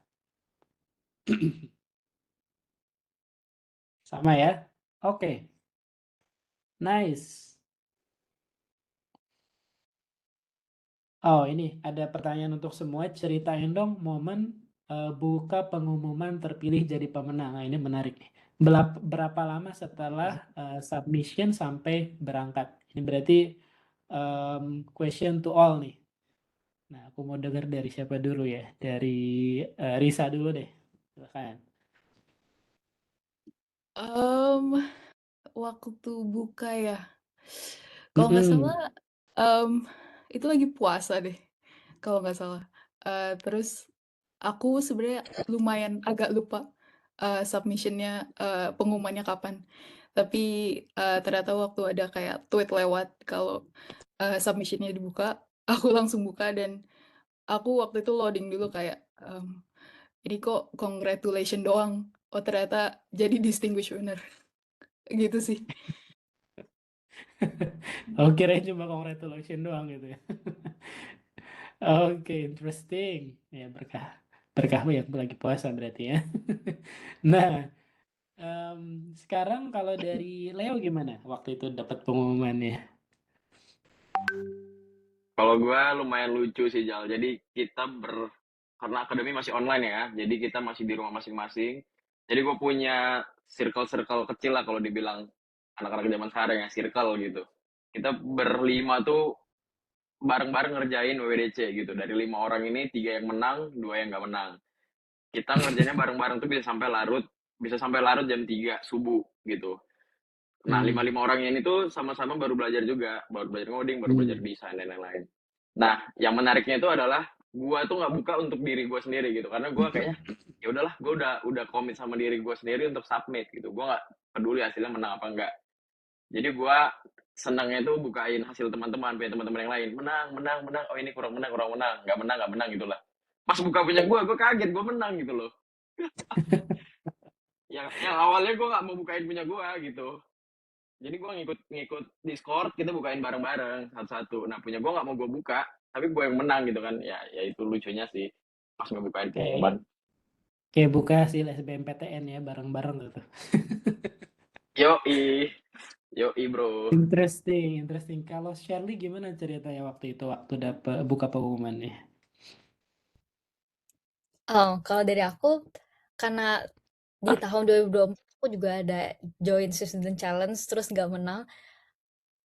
Jadi harapan aku untuk menang tuh sebenarnya kecil banget, di mana aplikasi aku menurut aku ya nggak yang sebagus itu juga gitu. Jadi pas aku dapet pengumuman itu aku kayak, aduh kayaknya nggak bakal menang lagi deh gitu. Aku kayak tunggu kayak berapa menit, berapa jam dapat email itu aku nggak belum buka gitu. Cuman aku kayak ya udahlah coba kita lihat aja. Tiba-tiba aku lihat kayak menang. Oh, menang gitu kan. Aku kaget terus tiba-tiba distinguished winner juga. Terus diterbangin ke Apple Park gitu kan. Aku langsung kayak ya bener nih gitu. Terus aku langsung kayak kabarin keluarga aku semuanya kalau aku bakal terbang ke sana. Gak nyangka banget sih. Ya, interesting. Pasti sangat-sangat exciting ya gitu. Dan itu juga yang aku rasain karena dulu aku menang juga by the way. Very exciting ketika baca. Di awal kita submit tuh memang nggak expect aja gitu ya. Nggak expect. Tapi tadi sih prinsipnya sama kayak teman-teman semua. Aku mencoba untuk pengalaman. At least kalaupun nggak menang, dapat skill ngoding, desain, dan bisa ngetes rasa keberanianku sendiri gitu ya. Nah, tapi ada tadi satu juga hal yang penting yang Leo lakukan adalah dia kumpul bersama teman-temannya untuk ngerjain bareng tuh dalam artian kayak masing-masing ngerjain gitu ya, Le. Jadi ketika ada struggle itu Betul, bisa saling diskusi, saling kerjasama gitu ya. Tanya jawab, bisa ngasih betul, feedback juga gitu ya. betul, Nah, betul. ini aku sekalian mau iklan nih untuk teman-teman yang ada di Batam nih. Aku tes siapa aja yang ada di Batam, coba jawab di chat coba atau raise hand. Siapa aja sih yang ada di Batam? Coba yang ada di Batam raise hand atau answer di chat. Ada nggak? Ya, kita ada event menarik loh teman-teman yang di Batam ya. Nah, Benar gak Jal? kalau di Batam ada yang mau submit, kita bisa ngumpul bareng di cafe untuk ngerjain bareng-bareng. Jadi kalian bisa minta feedback ataupun bisa troubleshoot di situ, gitu ya. Nggak ada yang di Batam nih, Le. Ya udahlah, nggak apa-apa ya, Ya, Le. Ya, sayang banget. ya, Ya Iya. udahlah, kita lanjut ke pertanyaan berikutnya aja kalau gitu. Oh, adanya deket Batam. Menyusul ke Batam.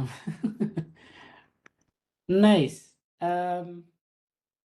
Berikutnya, oh ini nih. Eh, waktu teman-teman ngedeliver storytelling kalian, oh sorry, ini saya refresh pertanyaannya.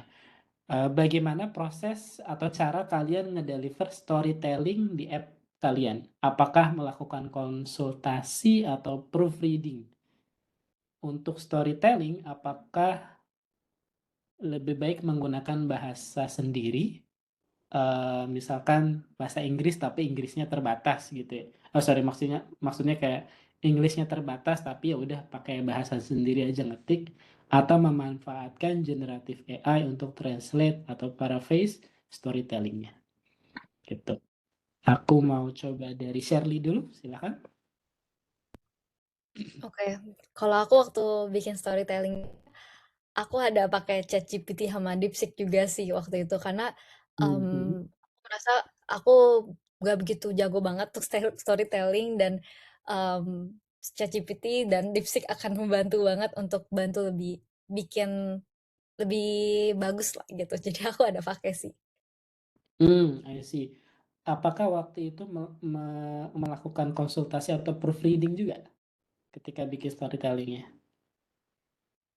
Waktu itu sih aku kayak ada konsultasi juga, terus ada bikin juga kayak gambarannya aku mau kayak gini, aku ada buat juga kata-kata dari Hmm, aku, terus nanti dari ChatGPT dan DeepSeek yang bantu untuk memperbaiki dan oke. memperbagusnya Berarti gitu. konsultnya dengan ChatGPT dan DeepSeek gitu ya.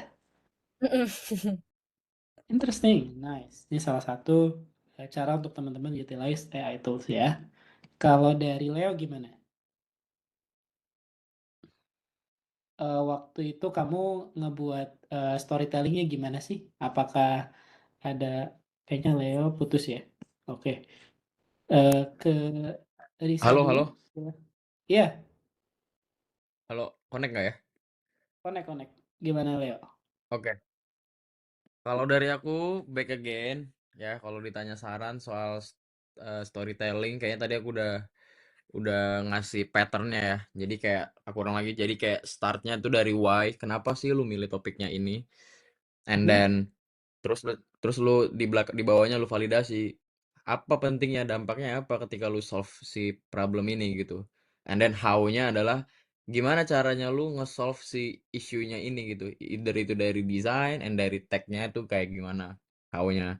And then di bawahnya ada improvement iterasi apa sih yang lu pikirin ke depannya. Ini kalau pattern dari gua ya, improvement ke depannya itu apa yang mau lu lakuin gitu dari sini. And then di bawahnya lu ceritain. Kalau gua tuh gue ceritain struggle gue itu apa gitu sebagai orang yang Hmm. newbie nggak tahu tentang desain dan tentang tech. Apa struggle gua selama ngerjain ini gitu, gua share di situ. Nah, kalau misalnya pertanyaannya adalah gimana cara memanfaatkan Gen AI untuk translate atau proses storytellingnya, menurut gua kayaknya bisa lu hindarin pakai AI karena nggak genuine ceritanya itu dari lu nanti gitu. Nggak pasti akan ada yang keturk gitu. Keturk itu maksudnya kayak ya AI-nya itu biasa menyesuaikan kan gitu. Jadi ini bukan identitasnya lu gitu. Kalau gua saraninnya tunjukin lah sejenuin-jenuinnya lu tuh siapa, lu tuh gimana, lu tuh orangnya kayak gimana kalau menulis gitu. Kayak again, imperfection itu is justru a strongest pointnya kita gitu. Kalau kita nggak perfect ya, ya memang itu poinnya kita untuk belajar kan, masih student gitu. Jadi nggak usah overthinking. Gua harus bikin story yang perfect, gua harus bikin ini yang perfect, perfect, perfect, perfect. Nggak bisa gitu. Jadi cobain aja. Cobain aja. Paling kalau misalnya lu mau pakai AI, saran gue mungkin bisa grammar lah biar mereka juga ngerti gitu. Itu sih dari gue, Jal. Thank you, Le. Jadi kalau aku simplify adalah uh, ke keauthenticity-an dan kegenuine cerita itu juga Yes. pengaruh gitu ya. Maksudnya kayak kalau kita fully dependent on AI, belum tentu apa yang AI tulis itu menyampaikan 100% niat lu gitu. Tapi kalau untuk sebagai tools biar bisa dibaca, terstruktur, that's still acceptable gitu ya. Interesting point of view. Kalau dari Yes. Risa gimana waktu itu ketika proses membuat ceritanya gitu? Apakah seperti Leo tadi dimulai dari why, what, kemudian ada how-nya, ada struggles-nya juga? Oke. Tadi aku setuju sih sama Kak Leo dan Shirley. Menurut aku pakai ChatGPT juga nggak masalah. Cuman Mhm. I think don't let the GPT write your submission. Jadiin itu cuman kayak judge atau kayak third person Mhm. perspective, dan yang bakal kamu edit tuh kamu sendiri. Jangan bikin ChatGPT yang edit, karena it won't feel authentic. Mhm. Dan kalau aku kemarin tuh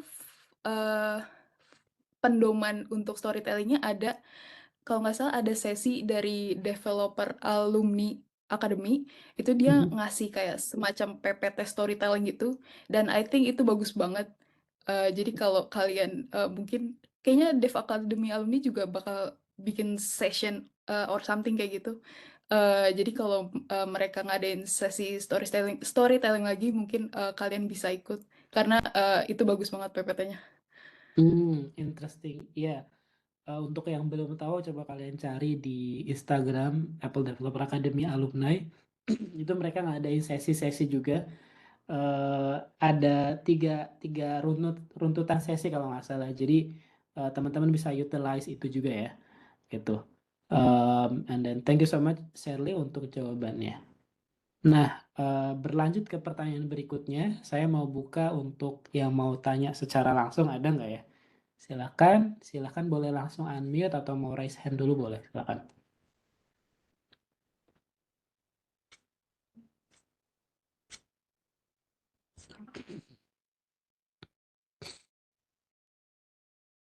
Oke, belum ada kayaknya nih. Kalau belum Gua mau ada, nanya Jal, boleh nggak Jal? boleh, Leo, silakan.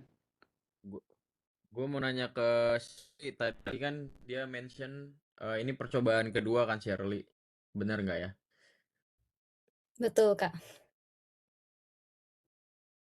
Gitu. Jadi gue penasaran, gue kan baru sekali nyoba nih. Yang lu lakukan berbeda apa di tahun lu menang ini? Apa yang lu lakukan berbeda sehingga lu menang nih berangkat gitu?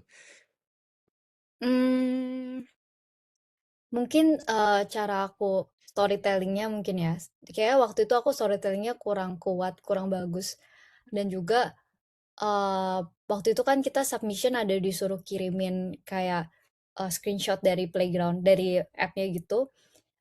Kalau yang tahun 2024 aku tuh kirimnya kayak screenshot dari game-nya aja, tapi kalau misalkan di tahun 2025 aku masukin ke mockup iPad gitu. Jadi ada di desain dikit lah gitu. Jadi Hmm.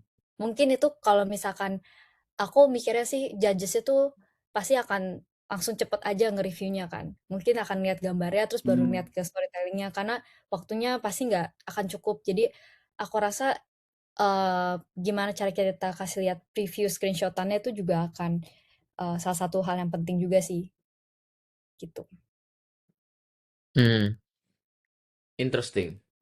Mhm. Thank you, Shirley. Oke, thank you so much, Leo, tambahan pertanyaannya. Ini ada pertanyaan terakhir kayaknya ya, karena nggak ada yang nanya lagi. Misalkan ketika submit itu belum keterima kerja, tapi pas lagi proses review, setelah submit keterima kerja bagaimana ya? Nah, gimana tuh teman-teman? Jadi pas submit nih statusnya masih student, tapi pas pas lagi di review udah kerja. Nah itu gimana? Hmm, Ya kalau alhamdulillah sih dari dapat gua, kerja. Iya iya Leo, silakan. betul sih. Tapi kalau dari gua POV-nya mungkin bisa diganti ya. Kita di sini bukan panitia gitu. Jadi kalau itu mungkin pertanyaan kayak bisa lebih ditujukan ke POV kalau misalnya kita organizernya atau panitianya kan gitu. Soalnya kalau case kayak gini gue belum pernah menghadapi sih, jadi gue nggak ngerti. Mhm, mhm. I think the most important thing adalah Ya maksudnya, kita nggak akan pernah tahu kapan diterima kerja gitu ya, Le, ya, gitu. Nah, kalau dari Shelly gimana? Mhm. Shelly ada tambahan? Kebetulan iya, kebetulan aku agak mirip sih, kasusnya waktu itu aku lagi nyari kerja Ah, juga, aku submit waktu itu belum keterima kerja, cuman pas pengumuman aku udah keterima kerja gitu, dan itu masih possible sih. Yang waktu itu yang penting pas submit itu belum kerja, itu aman kalau dari aku ya waktu itu. wah ini udah ada contoh langsung nih, nice. Oke, berarti aman ya. Oke, ini ada yang raise hand, Zaki silahkan mau tanya langsung. Halo Zaki. Udah turun dia tangannya.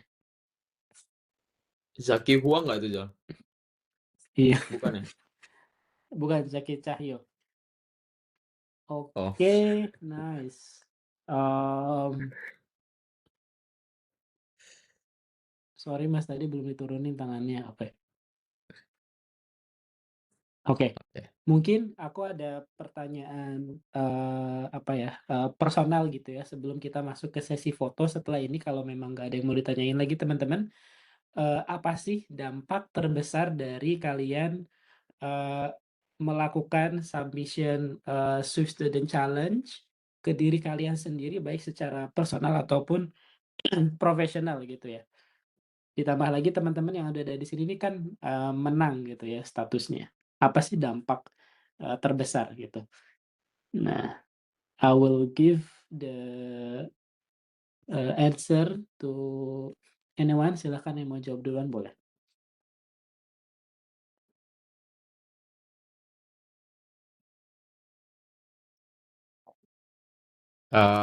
Kalau personal kayak tadi ya, kalau personal tuh jadi improving myself, gue bisa belajar hal baru gitu. Bahkan gue bisa commit sama diri sendiri untuk submit without any overthinking gue harus menang dan lain-lain gitu. Jadi gue bisa gain skill baru gitu. Untuk profesional jadi mentor Apple Developer Academy kali Jal ya. Eh enggak. Jadi kalau kalau profesional itu ini sih. Jadi di sesi interview itu biasa ditanyain sama HR-nya gitu kayak kalau misalnya ada struggle dalam proses pembelajaran atau eksplorasi, apa yang membuktikan kalau lu tuh orangnya itu persisten gitu, gigih untuk bisa coba terus gitu, kalau memang itu goal lu. Nah, gue bisa jawab itu Mhm, karena gue I'm proving myself gitu. Udah menang, udah ada bukti konkretnya gitu. Jadi gue nggak bisa, jadi gue tidak berbual gitu. Jadi sudah ada bentuk tangible yang dia bisa lihat juga. Oh iya, eh, path lu begini, and then ya udah gitu. Jadi gue bisa lebih enteng aja sama diri sendiri. jadi ada bukti yang lu bisa ceritakan gimana lu, komitmen dengan apa yang lu buat, persisten, lu mau belajar gitu ya, Le? Betul, betul, Interesting, betul. interesting. Kalau dari Risa gimana? Oke, kalau personally, menurut aku 4 hari di Cupertino itu somehow altered my brain chemistry. I mean kayak, itu bener-bener ngubah, eee bener bikin aku expand my horizon, karena ketemu banyak banget orang dari seluruh, mancanegara, dari seluruh dunia. Dan apalagi kayak, aku ngerasa kayak, "Oh, there's, a lot more to learn, there's a lot more, to see in the world." Jadi kayak itu beneran kayak bikin aku bisa dream big, lebih gede lagi daripada dari, Swift Student Challenge ini. Kalau, professionally, ini bisa dibilang, menangin ini beneran, bikin nge-boost, CV dan, eee, perf perfor bukan performance sih, performance review aku sih karena, dari company aku sendiri, support banget soal aku ikut ini dan, Mmm, itu sampai bikin, sampai itu masuk ke performance year end review aku dan, itu bener-bener kayak, boosting my performance, gitu sih. interesting. Yeah, yeah, yeah. I can relate on that, interesting. Oke, Shirley. Nah, kalau dari Shirley gimana? Aku setuju sih sama Kak Leo dan juga Risa ya. Mmm, personally pas waktu ke sana tuh aku jadi lebih terbuka juga sih secara pandangan tuh. Dulu kayak mikir kayak kerja di Apple nggak mungkin, bahkan kayak Apple pun nggak mungkin ya di Cupertino gitu. Tapi ternyata kita bisa loh sebenarnya. Kita ada possibility untuk ke sana gitu. Dan ngelihat orang-orang dari seluruh dunia, bahkan ada yang masih kecil udah menang lomba itu juga, kayak banyak Oh, banget orang hebat di luar sana gitu. Dan kita juga bisa kayak gitu. Kita juga bisa berkembang lebih lagi dan banyak hal yang bisa dilakuin lah. Maksudnya kita jadi lebih pede untuk coba aja gitu loh. Gak ada salahnya untuk gagal. Aku dulu gagal di 2024, 2025 ternyata aku bisa menang gitu. Jadi um, coba aja gitu. Kalau gagal pun itu pun juga jadi pembelajaran yang menarik banget buat kita gitu. Dan secara profesional, aku pun dulu kan ada kerja di suatu perusahaan dan aku malah jadi dapat kesempatan untuk kayak podcast sama head IT-nya di sana gitu. wow. Terus itu menarik banget menurut aku. Terus bisa dimasuk ke beberapa berita, terus masuk di koran-koran juga ada. Habis itu juga dapat kesempatan juga untuk kerja remote Kanada juga waktu itu karena aku menang Student Challenge gitu. Um, Interesting. Wow. Iya, dan jadi itu menarik banget sih menurut aku, menang Student Challenge itu bagus banget. Bahkan kayak kalau kalian punya title itu, kalian kayak connect orang, aku kayak connect orang-orang itu banyak yang kayak bisa terima gitu loh. Bahkan kalau misalnya aku nggak punya itu kayaknya susah deh buat diterima orang gitu. Gampang banget buat diterima bahkan pekerja-pekerja Apple juga gitu. Jadi itu benar-benar bagus banget sih. Mhm, mhm. Oke, thank you so much jawabannya. Ini aku mau jawab satu pertanyaan lagi. Ini lebih teknis ya. Habis itu kita foto. Jadi mohon maaf kalau ada pertanyaan yang belum terjawab. Cuman tetap teman-teman tetap stay ya, karena habis ini masih ada satu tips yang sangat powerful yang teman-teman wajib dengar nih sebelum mengakhiri sesi ini gitu. Dari setiap winners akan memberikan tipsnya masing-masing. Nah, untuk mahasiswa aktif, apakah perlu surat keterangan mahasiswa dari universitas? Jawabannya adalah, ini aku langsung jawab aja. Yes, tentu perlu banget karena itu dibutuhkan untuk jadi bukti kalau kami itu adalah seorang pelajar gitu ya. Jadi bisa minta ke kampusnya surat yang menyatakan kami itu adalah mahasiswa di tempat tersebut gitu. So again, thank you so much untuk para speakers. Dan sekarang aku invite teman-teman semua untuk on cam. Kita akan foto bareng. Oke. Jangan pergi dulu ya. Habis ini masih ada one more thing teman-teman. Yuk, silahkan on cam. Kita akan foto bareng. Ya, tunjukkan wajah-wajah calon pemenang ini. Astagfirullahaladzim, disuruh mandi. Oke, ayo. Ayo, nggak apa-apa, nggak mandi nggak apa-apa, nggak kelihatan kok, nggak apa-apa. Yang mandi juga nggak apa-apa, oke. Yo, di on cam kan, di on cam kan. Yo, let's go, let's go, Oke, let's go. Siapa let's tahu. go, let's go. Kita hitung mundur ya. Apakah sudah ready semua? Kita hitung mundur. Oke, Benny minta tolong capture ya, Ben. Kita hitung mundur ya. 10, kepanjangan. 5, 4, 3, 2, 1. Oke, gelombang berikutnya karena ada banyak banget nih pesertanya.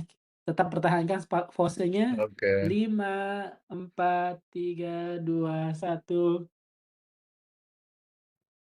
Satu lagi kayaknya ya. 5, 4, 3, 2, 1. Oke, aman Ben? Aman, nice. Thank you so much teman-teman. Silahkan tetap dinyalakan kameranya. Nah, sekarang kita udah selesai discussion dan live Q&A-nya nih. Jadi tadi menarik banget, kalau aku simpulkan sih teman-teman, para pemenang ini adalah orang-orang yang kemarin ketika sebelum dapat status pemenang ini, orang-orang yang ragu, nggak yakin bisa menang atau enggak, tapi mereka YOLO aja, ya udah coba aja gitu. And then ada juga yang udah nyobain lebih dari 1 kali. So it's very possible for all of you to try gitu ya. Dan juga ada yang baru belajar ngoding, ada yang baru belajar desain gitu ya. Nah, sekarang aku mau coba masuk ke bagian closing statement gitu ya dari para speakers. Kira-kira nih, apa sih tips yang paling powerful yang teman-teman rasa semua orang nih harus denger nih yang mau pada nyobain? Silahkan, aku mau mulai dari Risa dulu deh. Silakan Oke, Risa. I think I'll keep it short. Menurut Mhm. aku, jangan terlalu overthink ide kita apa, atau kayak jangan terlalu overthink ini codingan udah perfect atau belum. Yang penting mulai dulu aja. Mulai dulu dan kerjain. Itu sih. Oke. Jangan overthink, mulai dulu kerjain yang paling penting gitu ya. Thank you. Dari Leo gimana? Kalau dari aku, sebelum teman-teman submit, asking yourself, kenapa lu harus submit atau ikut si Swift Student Challenge? Apa dampaknya kalau lu mau ikutan Swift Student Challenge di hidup lu?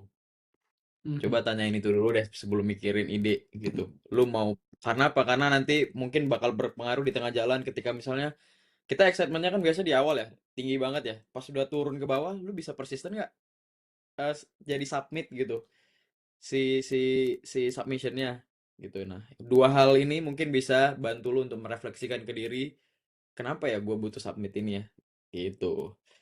Sehingga lu punya bahan bakar nih untuk terus semangat lah nanti di segala kesusahan pas fase-fase nge-submit. Gitu, Jal. Interesting. Thank you, Leo. Nah, gitu ya teman-teman. Jadi tanya lagi ke diri sendiri karena itu bakal jadi hal yang mengingatkan kalian ketika kalian udah demotivated misalkan udah stuck banget gitu ya, Lea. Nah, thank you. Ya. Sekarang kalau dari Shirley gimana? Apa nih tipsnya ya untuk teman-teman?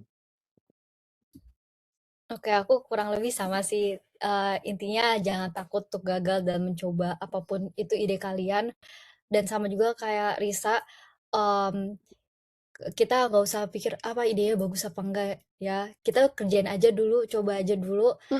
Pasti ada. Kalau misalkan kita lebih cepat realisasikan, lebih banyak juga kita bisa bikin itu lebih perfect lagi. Dan percaya aja sama ide kalian. Kalau misalkan itu memang benar-benar dari hati kalian, dan yakin itu pasti akan selalu punya makna walaupun sekecil apapun itu. Jadi ya semangat semuanya. Yes, sepakat semuanya. Jadi sekecil apapun itu kalau dari hati pasti ada maknanya. Thank you, Shirley, Risa, dan Leo. So, untuk teman-teman, ini yang selalu saya bilang juga ke setiap orang yang mau cobain Swiss Student Challenge, coba aja, bikin aja. Coba bikin, realisasiin aja dulu. At least kalian dapat experience, ngisi formnya deh, ngejawab pertanyaannya deh. Kalau nggak bisa coba lagi tahun depan, kalau masih student statusnya.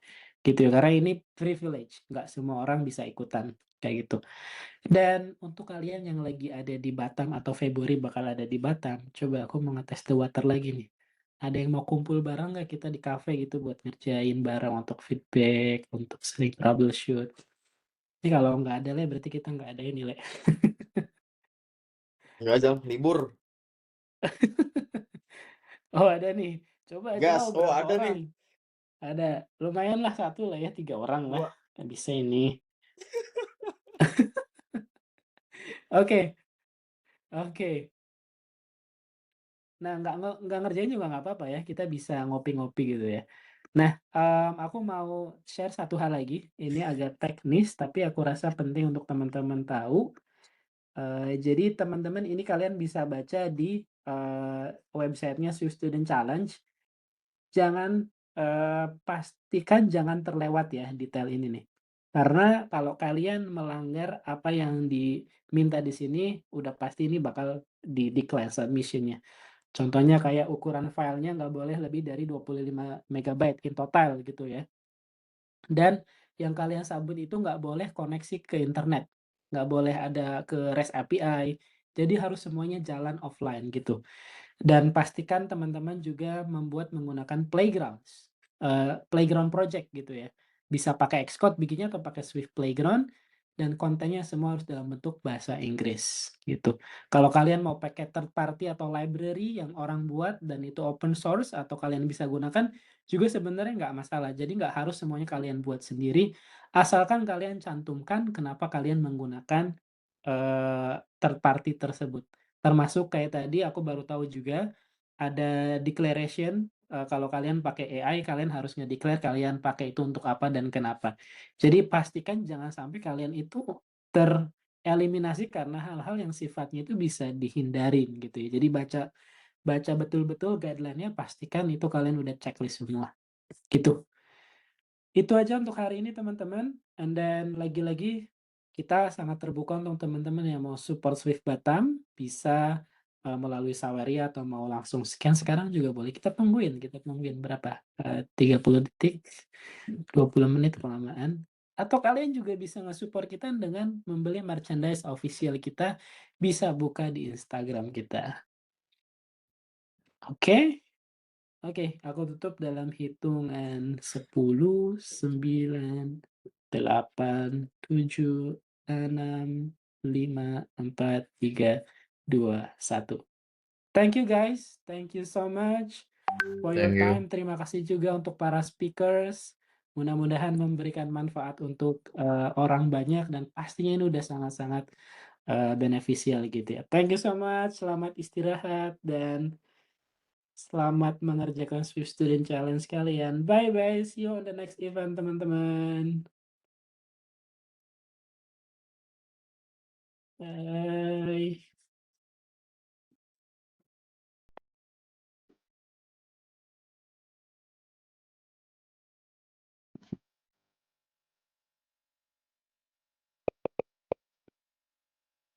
Mau mandi Akmal.